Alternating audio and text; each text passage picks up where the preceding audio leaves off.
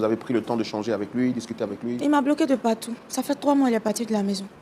3 mois, monsieur. 3 mois qu'il est parti. Donc, vous souhaitez le rencontrer ici pour que les choses se règlent? Oui, vraiment. D'accord. Alors, nous, ce qu'on fait quand on reçoit des personnes sur le plateau, c'est qu'on leur donne la possibilité de s'exprimer et de nous dire exactement le problème qui les amène ici sur ce plateau. Est-ce que vous pouvez nous expliquer ce pourquoi vous êtes ici? Qu'est-ce qu'il y a exactement, le fond de votre histoire? D'abord, je suis Fatim. Je suis pharmacienne. Je suis pharmacienne en tout cas. Donc, monsieur, ce que je peux vous dire là, demandez pardon. Parce que j'ai tellement pas raison. Je peux pas, je sais pas, je peux pas expliquer. Vraiment, j'ai pas raison. Ce que je veux là, demandez pardon à mon mari pour moi. Pardonnez, j'ai pas raison. Donc vous souhaitez qu'on fasse le grand déballage en sa présence? C'est mieux. Vraiment, j'ai pas raison. Demandez pardon à mon mari pour moi. Pardonnez. Je souffre. Ça fait 3 mois qu'il est parti. D'accord. Alors, Pasteur Tchoumo? Oui, Roland. D'habitude, on écoute la personne qui vient sur ce plateau dans la rubrique Le Grand Déballage avant de recevoir la personne convoquée. Mesdames Fatima a souhaité que le grand déballage se fasse en présence de son invité. Okay. Donc, de manière spéciale, on va y aller tout de suite pour le grand déballage et recevoir également l'invité de Dame Fatim pour les écouter en même temps, de manière simultanée. On y va alors. Ok, nous y allons maintenant pour le grand déballage. Donc, à la demande de Dame Fatim, de manière spéciale et particulière, nous allons recevoir son invité sur ce plateau. Il s'agit de M. Stéphane Seri.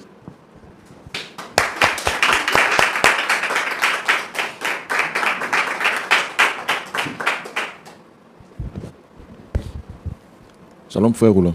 Monsieur Stéphane, shalom, vous allez bien? Ça va, mais je veux savoir quelque chose. C'est celle-là qui m'a appelé ici. Oui. C'est à cause d'elle m'a fait venir, c'est à cause ça m'a appelé. Oui. Il y a un problème, hein. Je vais d'abord vous écouter, c'est mieux. Vous m'avez appelé pourquoi? Merci déjà de répondre à notre invitation et je vois déjà que vous n'êtes pas dans votre assiette et je voudrais de prime abord vous présenter nos excuses pour ce malentendu. Vous avez été sollicité sur ce plateau par celle que vous reconnaissez déjà, Dame Fatim, qui a souhaité, après 3 mois d'échec pour entrer en contact avec vous, passer par notre émission, pour qu'on essaie de pouvoir vous réconcilier. Parce que reconnaît-elle, elle reconnaît bien sûr avoir fait des choses qui vous ont offusqué. Alors je voudrais lui donner la parole pour qu'elle puisse s'exprimer alors que vous êtes là. Dame Fatim? Oui, monsieur. Vous avez souhaité rencontrer votre époux, monsieur Seri. Ça fait combien de temps vous êtes ensemble? 3 ans maintenant. Ça fait 3 ans. Et vraiment,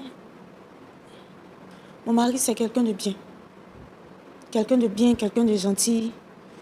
Vraiment, il a tout fait pour... Non, tu sais ça. Tu sais que je suis bien. Pardon, papa. Pardon. Faut parler, c'est elle, le monsieur, tu parles, c'est pas moi. Monsieur, aidez-moi à lui demander pardon. Je ne sais même pas comment expliquer. Parce que jusque-là, on veut bien demander pardon, mais nous, on veut savoir qu'est-ce qu'il y a. On demande pardon pourquoi. Vous avez pris son argent, vous lui avez manqué de respect, vous avez manqué de respect à votre belle famille, à ses parents. Qu'est-ce qui s'est passé exactement? Alors, je voudrais adresser la parole à monsieur Seri. De manière spéciale, on écoute d'abord l'invité avant de recevoir ou bien celui qu'elle veut recevoir.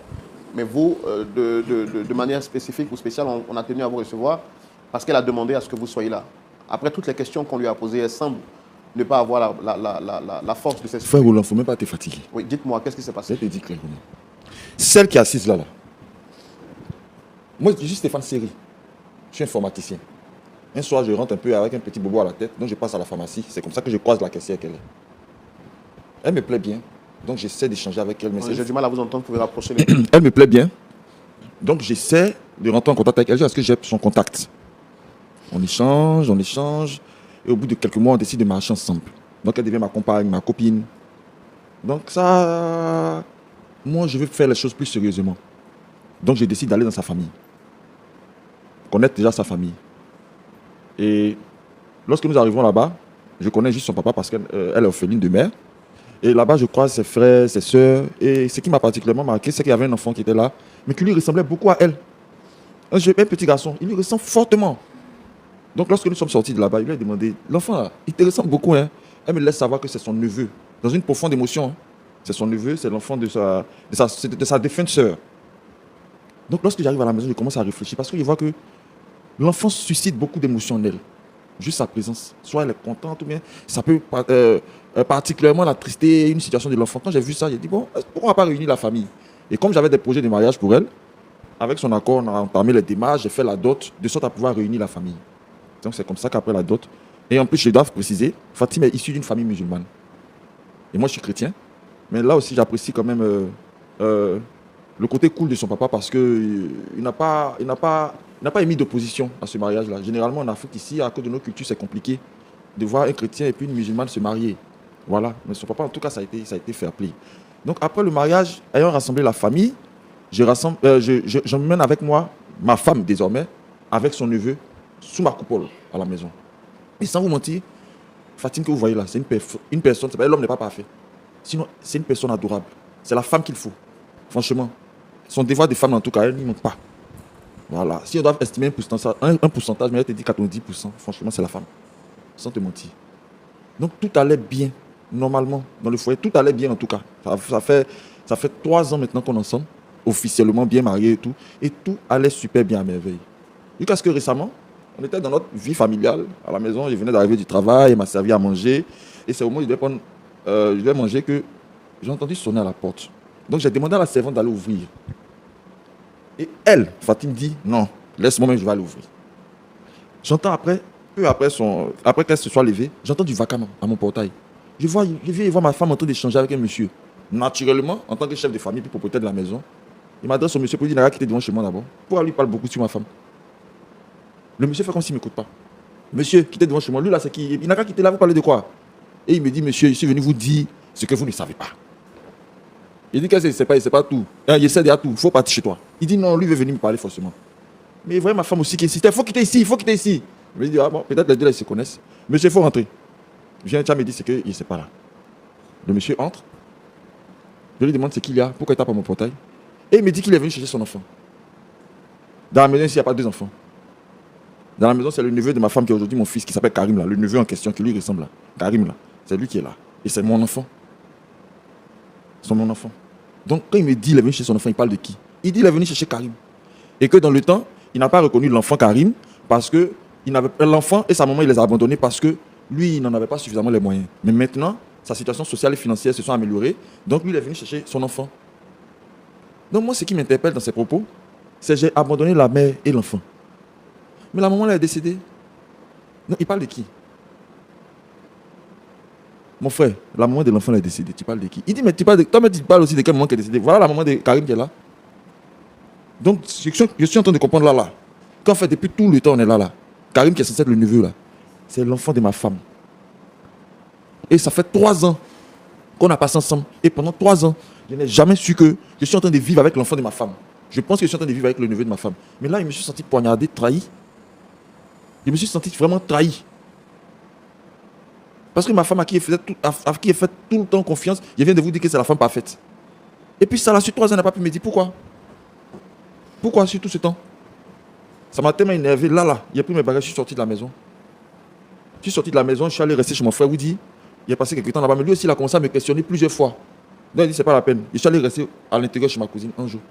Jusqu'à ce qu'il reçoive un coup de fil qui m'a fait rentrer à Abidjan. Et puis bon, finalement, aujourd'hui, on m'a appelé ici. Donc pour tout vous résumer, frère, voilà ce qu'il en est. D'accord, ok. Dame Fatim, Oui, monsieur. votre enfant, il a quel âge aujourd'hui? L'enfant a 8 ans aujourd'hui. Donc, ce qui voudrait dire que quand vous avez rencontré votre mari, l'enfant avait 5 ans. C'est ça. Pourquoi lui avoir caché cette vérité? Frère Roland, j'ai mes raisons. Avant lui, j'ai eu des prétendants dans la vie qui m'ont laissé juste parce que j'avais un enfant. On a eu même à presque organiser un mariage et à cause de l'enfant, l'homme m'a laissé tomber. Donc pour ne pas gâcher ça encore pour...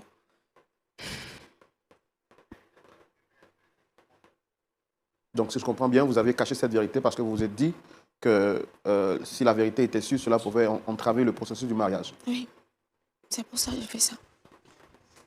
Mais le processus du mariage a été validé finalement. Vous êtes passé à la dot, c'est ça? C'est ça. Alors, quand vous êtes passé à la dot, pourquoi vous ne lui avez pas dit la vérité? Vous aviez toujours peur que ça puisse capoter? C'est ça, j'avais tellement peur. Et puis, on était tellement avancés. Et puis, l'enfant et puis lui, ils étaient déjà tellement proches. En fait, c'était une famille, je voulais vraiment pas gâter ça. Je voulais pas le perdre aussi. Donc, c'est tout ça, j'ai regardé et puis, j'ai pas voulu lui dire. Quand le désir de votre fiancé ou bien de votre ami d'aller au mariage, quand il a souhaité confirmer ce projet de mariage, avant que vous n'y entrez, est-ce que les membres de votre famille n'étaient pas informés de l'existence de cet enfant? Si. Pourquoi personne ne lui a dit la vérité? Est-ce qu'ils étaient informés de ce coup bas ou bien vous l'avez fait seul? Elle a démenti. C'est quoi elle est? Est-ce que vos parents étaient informés aussi du fait que monsieur n'était pas informé de cette vérité? Si, ils savaient. Donc c'est ensemble que vous avez décidé de lui cacher la vérité? En fait, ils ont juste suivi ce que j'ai dit. J'ai pas voulu que quelqu'un lui dise ça. Je voulais vraiment pas qu'il sache, franchement. C'est vous qui avez décidé que l'enfant rentre dans votre famille ou c'était une proposition de monsieur? C'est moi qui ai décidé. Pourquoi?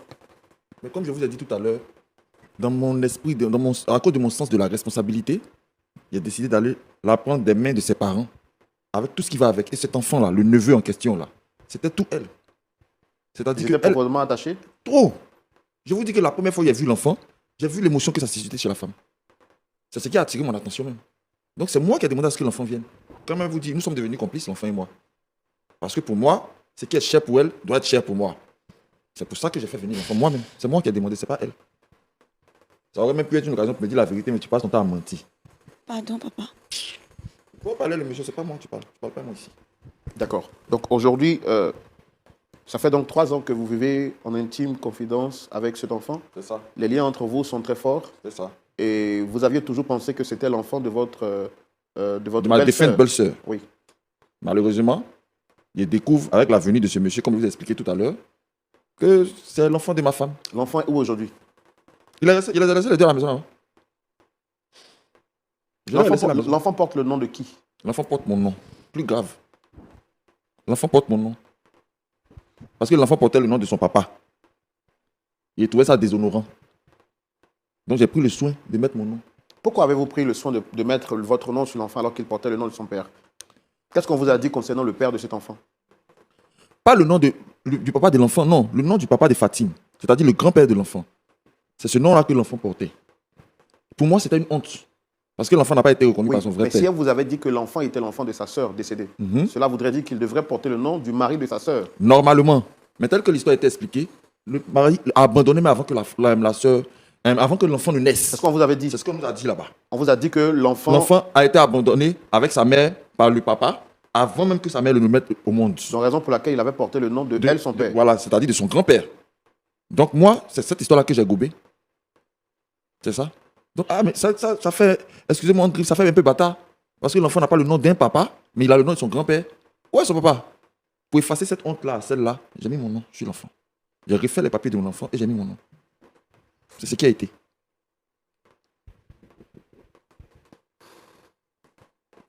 Pasteur Tchoumou, Oui, Roland. voici l'histoire à laquelle nous sommes confrontés.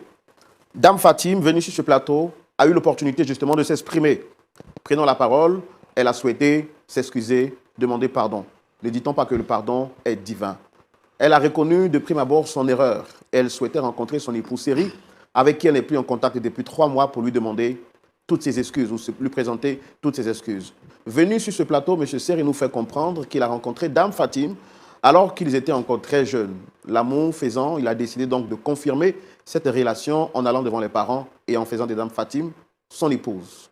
Le mariage traditionnel a été consommé et les deux familles ont été donc unies par les liens de ce mariage. Ayant donc été informé que Dame Fatime avait une sœur avec qui elle était très attachée, qui est malheureusement partie très tôt et dont l'enfant est resté sans père, puisque ce dernier n'a pas reconnu l'enfant, M. Séri, ici présent, a accepté donc de prendre la responsabilité de faire de cet enfant son enfant en lui faisant porter son nom.